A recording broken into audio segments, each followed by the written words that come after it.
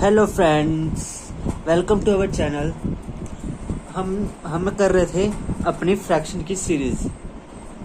तो हमने उसमें कल पढ़ा था कि मिक्स्ड फ्रैक्शन क्या होती है और उसको हम इनप्रॉपर फ्रैक्शन में कैसे कन्वर्ट करते हैं या फिर इनप्रॉपर फ्रैक्शन को मिक्स्ड फ्रैक्शन में कैसे कन्वर्ट करते हैं।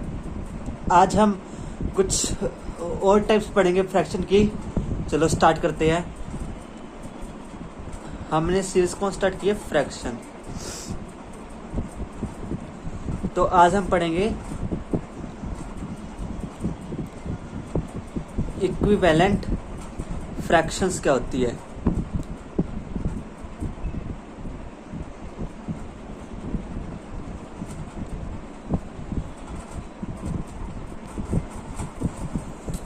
इक्विवेलेंट फ्रैक्शन वो फ्रैक्शन होती है जिनकी वैल्यूज में से सेम आती है। अब जैसे हमारे पास 1/2 है, ठीक है, 1/2 है। 1/2 किसके इक्वल होगा? अगर मैं 1/2 में 2/2 मल्टीप्लाई कर दूं, 1 इंटू 2 2, 2 इंटू 2 4, मतलब ये 1/2 हमारे किसके इक्वल आ जाएगा? 2/4 के। ऐसे ही अगर मैं इनमें 3 मल्टीप्लाई कर दूं 1/2 में, मतलब 3 मल्टीप्लाई कर दूं ऊपर भी नीचे भी, तो मेरे पास क्या आ जाएगा? 3/6। ये भी 1/2 के ही इक्वल है। ओके, तो ऐसी फ्रैक्शंस को कहते हैं हम इक्विवेलेंट फ्रैक्शंस। ओके, मतलब हम इसमें मल्टीप्लाई या डिवाइड कर सकते हैं। मतलब ये जो मल्टीप्लाई या डिवाइड करना है वो सेम से करना है। न्यूमरेटर और डिनोमिनेटर हमारा सेम होना चाहिए। अब जैसे हमारे पास ये है 12/18 है, ठीक है। मैं इसको डिवाइड करता हूँ, ऊपर भी मैं करता हूँ 2 से डिवाइड, नीचे कर देता हूँ 2 से डिवाइड। तो 12/2 is equal to 6 and 18/2 is equal to 9। ये भी हमारा मतलब 12/18 है, वो किसके इक्वल हो जाएगा?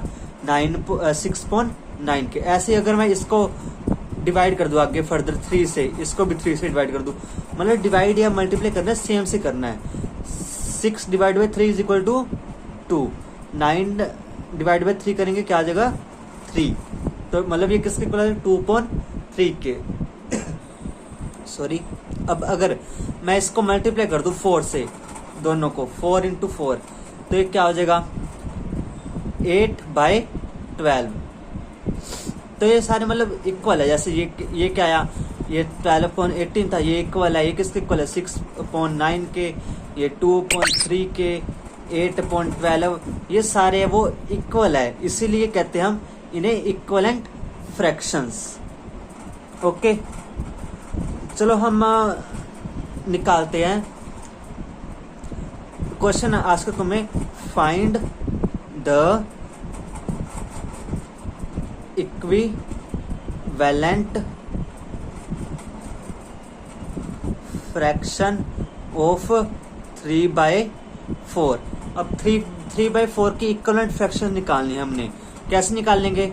3/4 को पहले एक बार मल्टीप्लाई कर देंगे 2/2 से, तो क्या आ जाएगा? 6/8।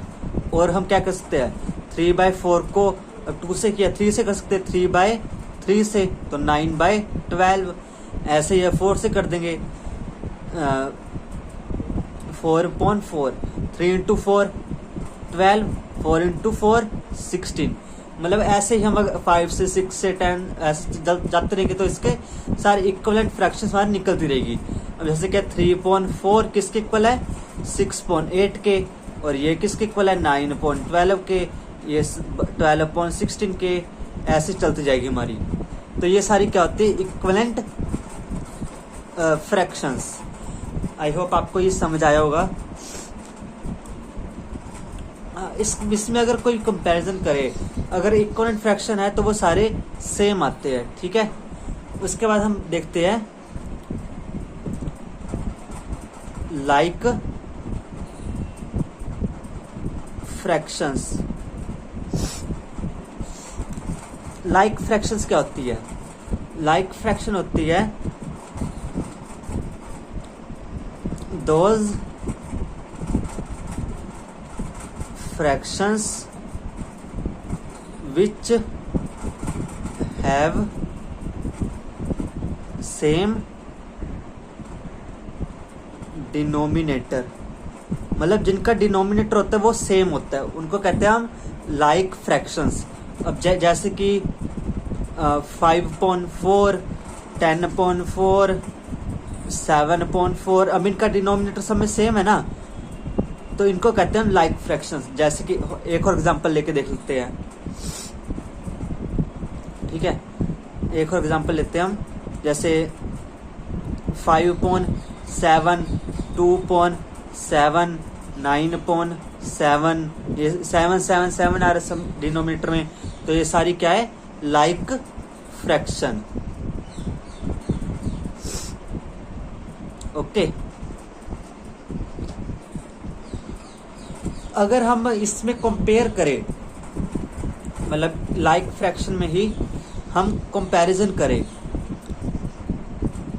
मतलब कंपेयर करके देखें कि कौन सा बड़ा है कौन सा छोटा है। अब जैसे हमारे पास ये है, तो इसमें से सबसे बड़ा कौन सा होगा, जिसमें कि न्यूमिनेटर सबसे बड़ा हो वो सबसे बड़ा होगा। अब जैसे न्यूमिनेटर किस में बड़े, इन तीनों में से 10, मतलब फर्स्ट वाले में देखते हैं सबसे बड़ा कौन सा है, लार्जेस्ट कौन सा है, लार्जेस्ट फ्रैक्शन, मतलब ये वाले में देख रहे, ये वाले में, इसमें लार्जेस्ट फ्रैक्शन कौन सा है।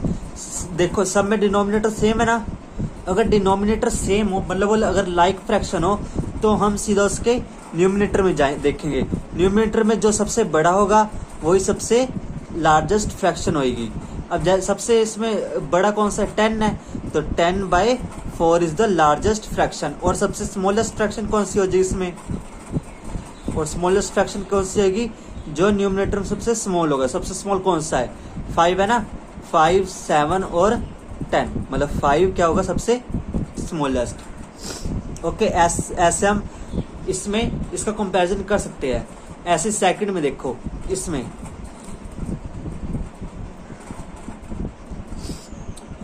क्या सारे 7 है, डिनोमिनेटर में सारे 7 है, मतलब एक लाइक फ्रैक्शन है, तो हम क्या देखेंगे, इसका न्यूमिनेटर में जो सबसे बड़ा होगा वही सबसे बड़ी फ्रैक्शन होगी, ठीक है, जिसका न्यूमिनेटर सबसे बड़ा होगा। अब किसका बड़ा है, ये 9 है, 9.7। अब 5 पता ही ना आपको, 5, 2 और 9 में से बड़ा कौन सा, 9 होता है, तो सबसे बड़ी फ्रैक्शन भी 9.7 होगी, तो ये 9.7। और स्मॉलेस्ट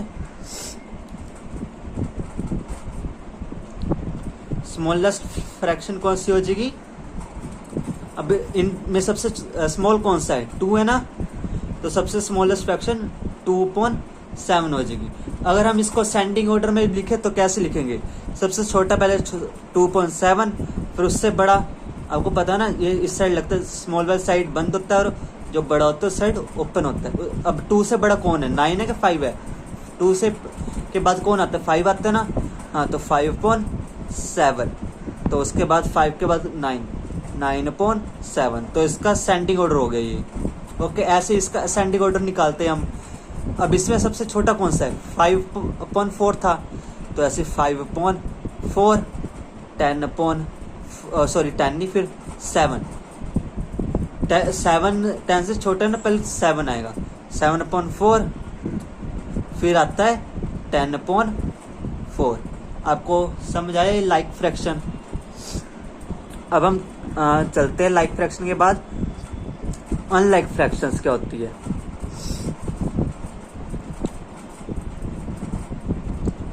अनलाइक फ्रैक्शंस क्या होती है, वो फ्रैक्शंस जिनका डिनोमिनेटर सेम नहीं होता, ठीक है, दोस fractions which has not same denominator, means जिनका डिनोमिनेटर अलग अलग होता है। एग्जाम्पल हम ले सकते हैं 5.10, 2.7, 9.15। अब इनका डिनोमिनेटर डिफरेंट है ना, तो ये हो जाती कि हमारी अनलाइक फ्रैक्शंस। ठीक है, आई होप आपको समझ आया होगा।